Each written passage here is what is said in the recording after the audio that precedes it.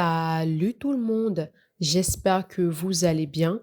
Bienvenue dans ce nouvel épisode de votre podcast Laïva au micro. Alors, en cette journée de pluie, quoi de mieux que de se poser et d'écouter un épisode de podcast. Aujourd'hui, on va parler développement personnel. Plus précisément, comment réussir grâce au développement personnel. Comment réussir à devenir la meilleure version de nous-mêmes. Cette version-là qui parviendra à atteindre ses objectifs et à se sentir fier et bien, tout simplement.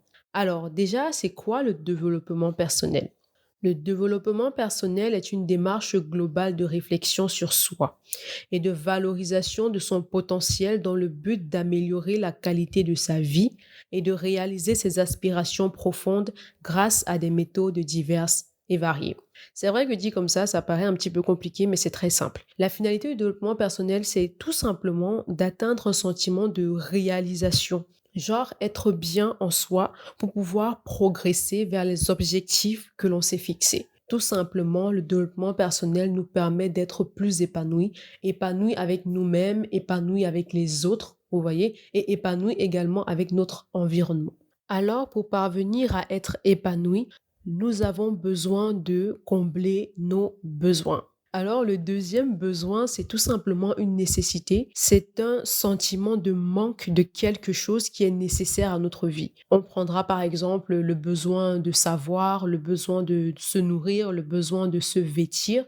Pour ce faire, donc, le psychologue américain Abraham Maslow a classé et défini les besoins de l'homme sous forme de pyramide. Alors, en bas, on a les besoins physiologiques. Dans les besoins physiologiques, nous avons le besoin de manger, le besoin de boire, le besoin de dormir, le besoin de respirer.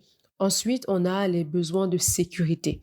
Se sentir en sécurité, se sentir en confiance avec nous-mêmes, en confiance avec les autres aussi.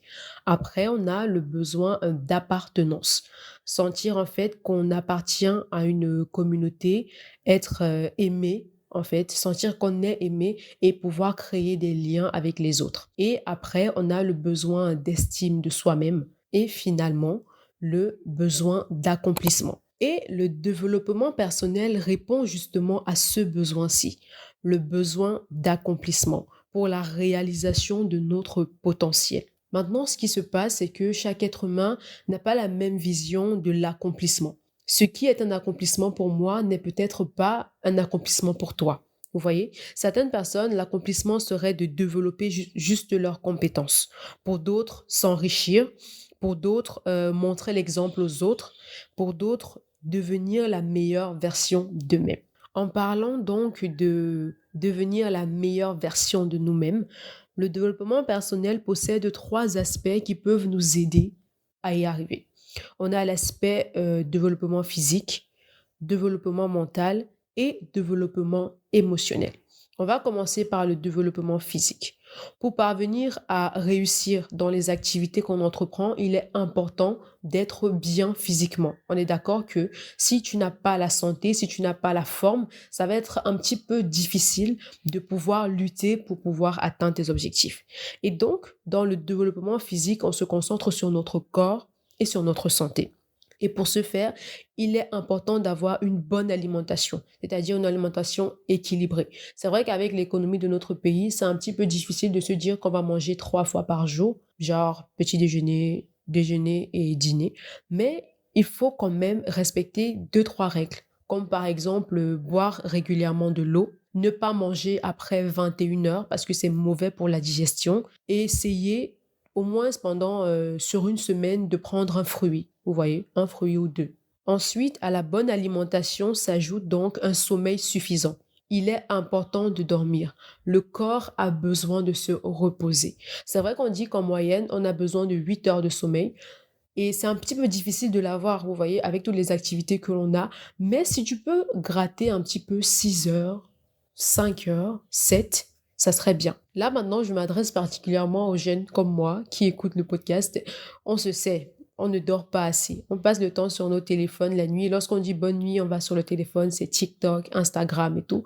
Franchement, si vous voulez vous développer, si vous voulez réussir, il faut mettre ça de côté et dormir un petit peu parce que vous avez besoin d'amasser des forces. Le sommeil nous permet d'amasser des forces pour pouvoir affronter les journées, vous voyez. Donc, on met un petit peu ça de côté. À ça, on ajoute les exercices réguliers.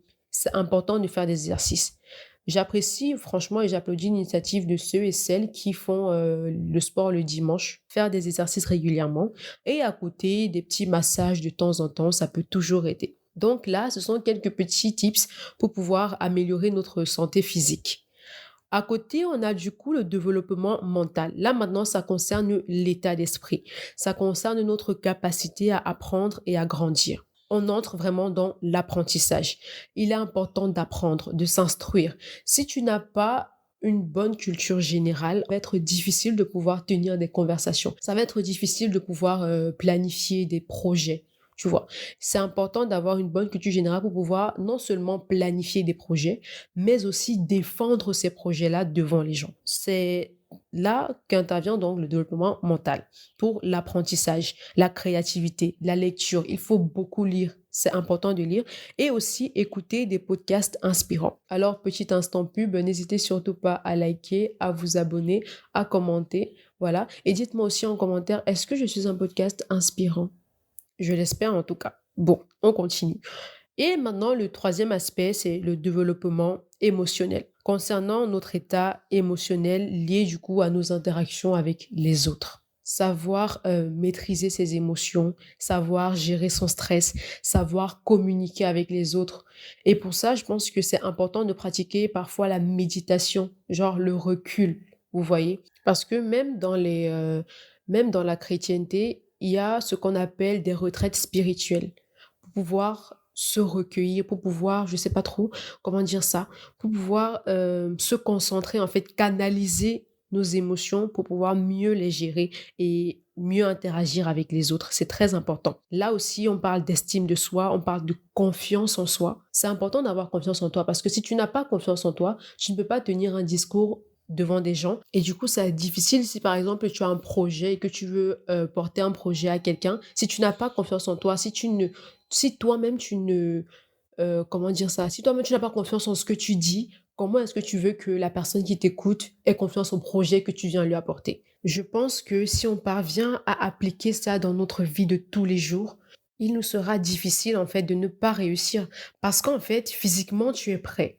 Mentalement, tu es prêt, c'est-à-dire que on va pas te poser une question, tu seras bloqué, tu vas te mettre à bégayer parce que non, parce que tu as lu, parce que tu maîtrises en fait le sujet, parce que tu maîtrises le projet en fait que tu viens porter à émotionnellement tu es prêt, c'est-à-dire que tu peux gérer ta colère, tu peux gérer ton stress, tu peux gérer l'angoisse, tu vois. Et donc du coup, ça te permet d'être forcément beaucoup plus éloquent et de transpirer la confiance. Maintenant, au développement personnel aussi, il y a justement des dangers, les dangers du développement personnel. Et c'est un sujet que je pense qu'on va aborder vendredi. Donc, on prendra ça un petit peu comme une deuxième partie, voilà, vendredi à 13h dans le prochain épisode. N'hésitez pas à vous abonner parce que c'est important pour pouvoir avoir la partie 2. N'hésitez surtout pas aussi à venir me suivre sur mes réseaux sociaux. Instagram, c'est Laïva YT. Facebook, B. Pérez Laïva. N'hésitez pas à partager ce podcast autour de vous. Ça peut aider plusieurs personnes et ça fait toujours plaisir pour moi. C'est super encourageant. Merci déjà à tous ceux et celles qui écoutent régulièrement. Merci pour les likes. Merci pour les commentaires. Franchement, c'est hyper encourageant, voilà. On se donne donc rendez-vous vendredi pour la partie 2 du développement personnel. D'ici là, prenez soin de vous. Bye bye.